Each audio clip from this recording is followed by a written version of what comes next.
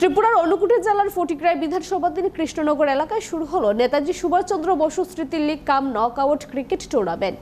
এলাকার বিধায়ক তথা রাজ্যের মন্ত্রী সুধাংশু দাসের উদ্যোগে কৃষ্ণনগর স্কুল মাঠে আয়োজিত এই মেগা টুর্নামেন্টের শুভ সূচনা করেন রাজ্যের ক্রীড়ামন্ত্রী টিঙ্কু রায়। উদ্বোধনী মঞ্চে বক্তব্য রাখতে গিয়ে ক্রীড়ামন্ত্রী ভূয়সী প্রশংসা করেন উদ্যোক্তা সুধাংশু দাসের। পাশাপাশি রাজ্যের ক্রীড়া পরিকাঠামোর আমূল পরিবর্তনের খতিয়ান তুলে ধরেন তিনি। তবে এদিনও তার নিশানা ছিল পূর্বতন সরকার।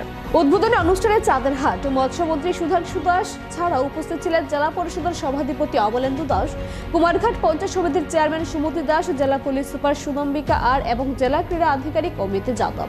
টুর্নামেন্টের মূল লক্ষ্য যে যুব সমাজকে নেশা ও মোবাইলের আসক্তি থেকে দূরে রাখা, সে কথা স্পষ্ট করলেন খুদ আয়োজক মন্ত্রী। এবারের আসরে মোট 10টি ক্রিকেট দল লড়াই করেছে। মজার বিষয় হলো সম্পূর্ণ আইপিএল ধাঁচে খেলোয়াড় নির্বাচন করা হয়েছে এই প্রতিযোগিতায়। উদ্বোধনী ম্যাচে মুখোমুখি হয় বিলাসপুর বেস্ট 11 ও সোনাইমুড়ির থান্ডার স্ট্রাইক। টসে জিতে মাঠে নামে বিলাসপুর, যেখানে খেলোয়াড় হিসেবে মাঠে নেমে নজর কাড়েন মন্ত্রী সুধাংশু দাস নিজেও। টুর্নামেন্টের চ্যাম্পিয়ন দল পাবে 1 লক্ষ টাকা এবং রানার্স দল পাবে 50,000 টাকা নগদ পুরস্কার।